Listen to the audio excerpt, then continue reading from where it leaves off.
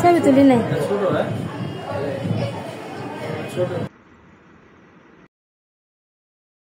ঈদের সময় বাড়িতে যাব, তাই চেহারি খেয়ে বের হয়ে যাচ্ছিলাম। চেহারি খেয়ে বের হওয়ার যাবার অনুভূতিটাও বেশ ভালোই লাগে। হ্যালো এভরিওয়ান, আসসালামু আলাইকুম। সবাই কেমন আছেন? আশা করি অনেকটা সুস্থ আছেন, অনেকটা ভালো আছেন। আলহামদুলিল্লাহ, আমরাও বেশ ভালোই আছি। তো আজকে দেখায় আমাদের শেষ চেহারি।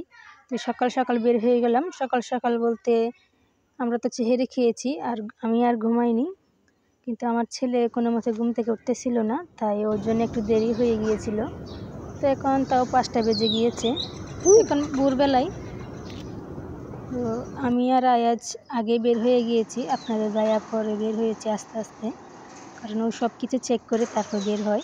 যেমন গ্যাসের লাইনটা বন্ধ করে দেয়, ফ্যানের সুইচ লাইট সবগুলো বন্ধ করে তারপর ও বের হয়। তো এদিকে আমরা আগে বের হয়ে দাঁড়িয়েছিলাম, ও আস্তে আস্তে বের হচ্ছিল। আসলে এই সব কিছু আমার দেখার কথা ছিল, কিন্তু ওই সব কিছু দেখে। তো যাই হোক, আমরা এখন বের হয়ে গিয়েছি, এখন আমরা রওনা দিব। আমরা প্রায় অর্ধেকটা রাস্তায় চলে এসেছি। তো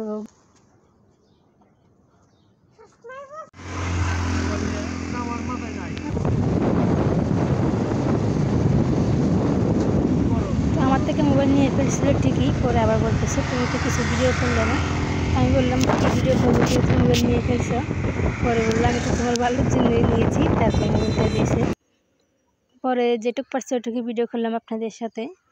তো আমরা প্রায় গ্রামের কাছাকাছি চলে এসেছি, কিন্তু ঢাকা শহর থাকতে তখন ভিডিও করি নাই। তখন অনেকটাই সুন্দর ছিল, কিন্তু রাস্তাঘাটে অনেকটাই জ্যাম ছিল। প্রত্যেক স্ট্যান্ডে সব মানুষজন দাঁড়িয়েছিল, সবাই আর কি ঈদের সময় গ্রামের বাড়িতে যাচ্ছে। তো যাই হোক, আমরা কিন্তু অত জ্যাম পাই নাই। আমরা সকাল সকাল বেরিয়েছি দেখে একদম পাকা রাস্তা পেয়েছিলাম। তো আমরা বের হয়েছিলাম 5টার সময়, আমরা বাড়িতে 8টার সময় চলে এসেছি।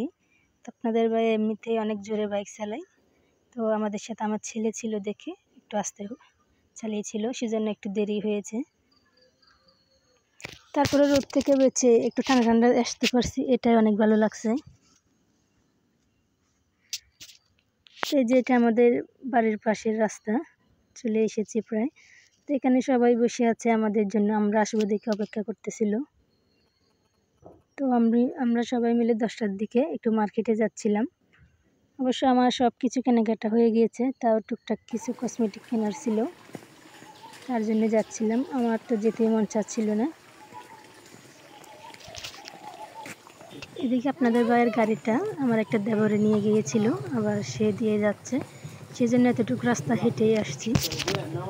আসলে একজনের গাড়ি থাকা মানে মামাতো ফুফাদের সবাই এটাকে ইউজ করে, তো আমাদের ক্ষেত্রেও সেরকম। তো ও গাড়ি নিয়ে আসছে ঠিকই, ওকে কিন্তু আবার বাড়িতে পৌঁছে দিয়ে লাগছে, তারপর আমরা গেছি। আমরা এখানে একটু দাঁড়িয়েছিলাম, তারপরে ও আসছে পরে আমরা গেছিলাম। তো এদিকে আমার ছেলে তার কুকির বাসায় যাবে, ওর কুকি রাস্তায় এসে দাঁড়িয়েছিল। এদিকে ও কুকির শ্বশুর বাড়ি, নিয়ে নাও। তো ওকে ওরা নিয়ে গেছে। আমরা অনেকদিন পর ঢাকা থেকে আসছি, তো আমাদের সাথে দেখা হয় না, তাই ও বাসায় গেল। যাবে তো যাও, আমরা আসতেছি, কেমন? বাই বাই দাও মোবাইল রেখেছি বেশি। এটা একটা বাইকটা ছেলেকে দিয়ে দিয়ে ফাঁকা জায়গাটায়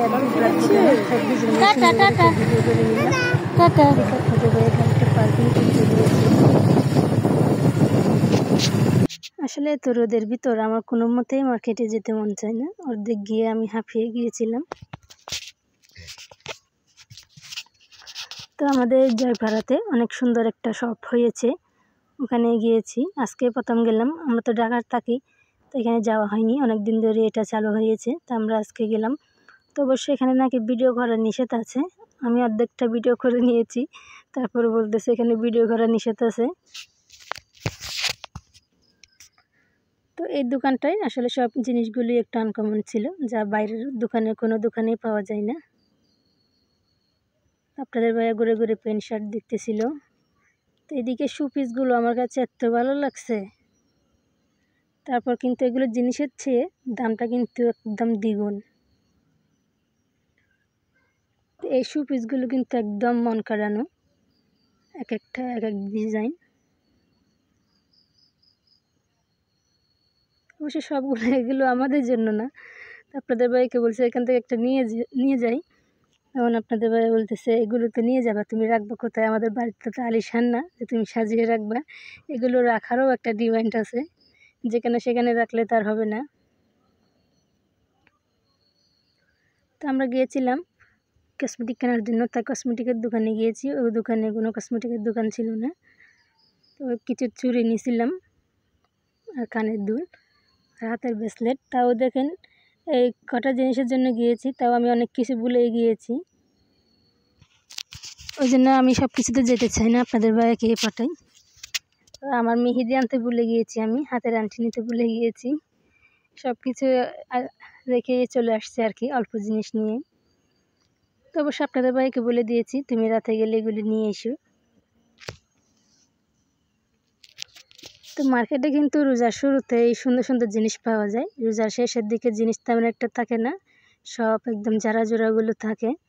তো আমি অনেক করে হিজাব পিন করছিলাম, পাইনি। আমি যেগুলো করছি ওগুলো একদমই পাইনি। অনেক দোকান ঘুরেছিলাম, পরে হাঁপিয়ে গিয়ে চলে এসেছি ওদিকে আর কি, সব কিছু ভুলে গিয়েছিলাম। তো যাই হোক, আপনাদের ভাইয়ের অনেক ধৈর্য, সে আমার সাথে সাথে ঘুরছে, সবসময় দোকানে ঢুকছে, সবসময় কিনবে। এখন আমার থেকে জিজ্ঞেস করতেছে এটা কেমন লাগতেছে। যে দেখেন আমি এতক্ষণ ধরে ঘুরে কি কিনলাম, একটা হাতের ব্রেসলেট কিনলাম আর চুড়ি কিনলাম, এক মুঠ কানের দুল কিনলাম আর একটা হিজাব নিয়ে চলে এসেছি, এই বেশি কিনি নাই। তো আমার ছেলে আমাদের সাথে আসে নাই, আসার সময় ওকে ওরা ভোর বিকালে গিয়ে নিয়ে আসছিল। তো আমার কসমেটিক এগুলো কেমন লেগেছে অবশ্যই সবাই কমেন্টে জানাবেন। আমি সাজুগুজু করি না দেখে আর মেকআপের কোনো জিনিস কিনি নাই। তো যাই হোক, আজকের ভিডিওটা এই পর্যন্তই। ততক্ষণ সবাই ভালো থাকবেন, সুস্থ থাকবেন। দেখা হবে পরের কোনো ভিডিওতে। আল্লাহ হাফেজ।